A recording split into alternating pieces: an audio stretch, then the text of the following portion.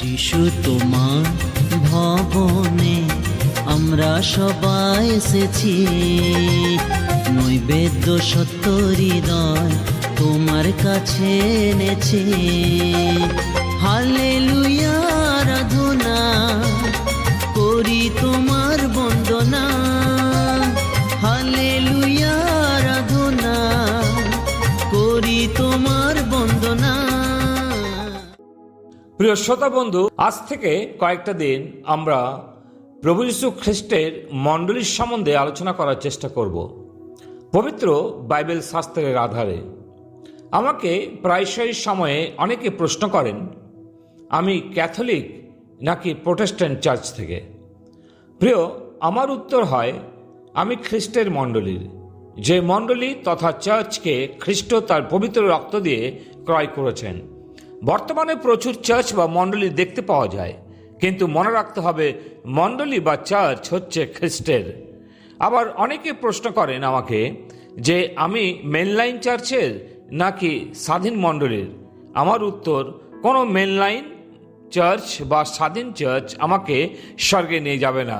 কেবলমাত্র খ্রিস্ট যিশুতে বিশ্বাস করে পাপের ক্ষমা পেয়ে আমি স্বর্গে যাব। তবে হ্যাঁ, আমি অবশ্যই একটি স্থানীয় মণ্ডলীতে অংশগ্রহণকারী, যেখানে খ্রিস্ট বিশ্বাসীদের সাথে মিলিত হয়ে সমষ্টিগতভাবে ঈশ্বরের আরাধনা করতে থাকি। ঈশ্বরকে ধন্যবাদ দিই যে খ্রিস্টের রক্ত দ্বারা আমাকে নতুন জন্ম দান করে খ্রিস্ট মণ্ডলীর অংশীদার করেছেন, যার যোগ্য আমি ছিলাম না। খ্রিস্ট যিশুকে ধন্যবাদ দিই যে তিনি তার মণ্ডলী বা চার্চকে নিতে আসছেন, তাই আমাকে ও আপনাকে প্রস্তুত হতে হবে। আমি অবশ্যই কোনো ব্যক্তিগত চার্চ সম্বন্ধে আলোচনা করব না, কোনো মণ্ডলীর শিক্ষা বা বর্ণিত বা নীতি সম্পর্কেও আলোচনা করব না। কি পবিত্র বাইবেল চার্চ বা মণ্ডলীর সম্পর্কে কি শিক্ষা দেয়, সেগুলো বাইবেল থেকে আলোচনা করব। আলোচনার মাধ্যমে কেউ যদি উক্ত চার্চ সম্বন্ধে কষ্ট পান, এর জন্য আমি ক্ষমা প্রার্থী। দ্য চার্চ অফ গড, ঈশ্বরের মণ্ডলী বিষয়টি আমার অত্যন্ত প্রিয় বিষয়। আমি আমার শিক্ষক আঙ্কেল শামেল কুরিয়ানকে কৃতজ্ঞ জানাই এবং ডক্টর শিবি বেবি, যিনি আমার প্রিয় শিক্ষক ছিলেন, যারা আমাকে এই বিষয়ে শিখতে অনেক পরিশ্রম করে সাহায্য করেছেন। আমি যা শিখেছি ও শিখছি সেগুলোই প্রার্থনা সহকারে আজকে তুলে ধরব। মণ্ডলী চার্চ হচ্ছে বিশ্বাসীদের একটি সমাবেশ বা জমায়েত, যেটাকে প্রভু যীশু খ্রিস্টের রক্ত দ্বারা ক্রয় করে নেওয়া হয়েছে। প্রেরিতের 20:28 লেখা আছে, তোমরা আপনাদের বিষয়ে সাবধান এবং পবিত্র আত্মা তোমাদেরকে অধ্যক্ষ করিয়া যাহার মধ্যে নিযুক্ত করিয়াছেন সেই সমস্ত পালের বিষয়ে সাবধান হও। ঈশ্বরের সেই মণ্ডলীকে পালন করো যাহাকে তিনি নিজ রক্ত দ্বারা ক্রয় করিয়াছেন। নোট করবেন, ঈশ্বরের সেই মণ্ডলী। এই চার্চের উৎপত্তি বা জন্ম নতুন নিয়মে প্রভু যীশু খ্রিস্টের সাথে, যার গাথক ও স্থাপনকর্তা স্বয়ং খ্রিস্টই।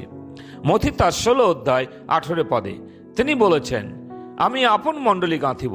প্রিয়, এর অর্থ প্রভু যিশুই মণ্ডলীর মালিক এবং তিনি শ্রেষ্ঠ।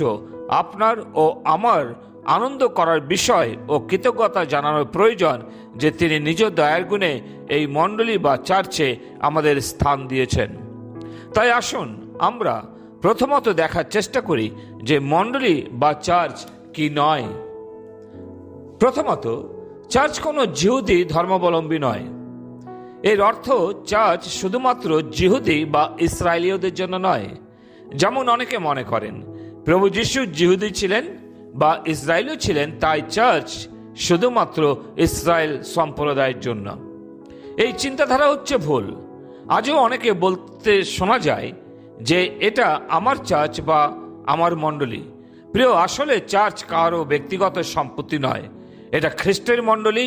অতএব যদি বলতেই হয় তাহলে বলা উচিত যে এটা আমাদের চার্চ। দ্বিতীয়ত, চার্চ কোনো খ্রিস্টানদের সাম্রাজ্য নয়। এটা হচ্ছে জিহুদি, পরজাতি ও বিশ্বাসীদের জন্য।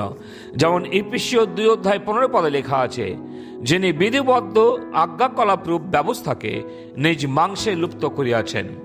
আবার 1 করন্থীয় 12:13 লেখা আছে, ফলত আমরা কি জিহুদি কি গ্রিক কি দাস কি স্বাধীন, সকলেই এক দেহ হইবার জন্য একই আত্মাতে বাপ্তাইজিত হইয়াছি এবং সকলেই এক আত্মা হইতে পায়িত হইয়াছি।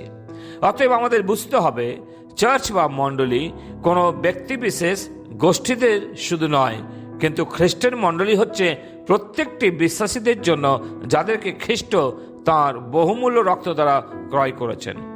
খ্রিস্টের মণ্ডলীতে প্রত্যেকটি বিশ্বাসীদের সমান অধিকার রয়েছে। প্রভু যীশু খ্রিস্টের প্রেম তার মণ্ডলীর বিশ্বাসীদের জন্য কখনোই কম বা বেশি হয় না। আসুন খ্রিস্টের মণ্ডলীতে নিজের দায়িত্বটা বুঝে নিই। পৌল তিমোথীকে বলেছেন, 1 তিমোথেয় 3:15 যেন তুমি জানিতে পারো যে ঈশ্বরের গৃহ মধ্যে কেমন আচার ব্যবহার করিতে হয়, সেই গৃহ তো জীবন্ত ঈশ্বরের মণ্ডলী, সত্যের স্তম্ভ ও দৃঢ়ভিত্তি। আজ দেখলাম মণ্ডলী শুধু জিহুদীদের নয় এবং খ্রিস্টানদের সাম্রাজ্য নয়। ঈশ্বর তিনি আমাদের এই সত্য বুঝতে সাহায্য করুন।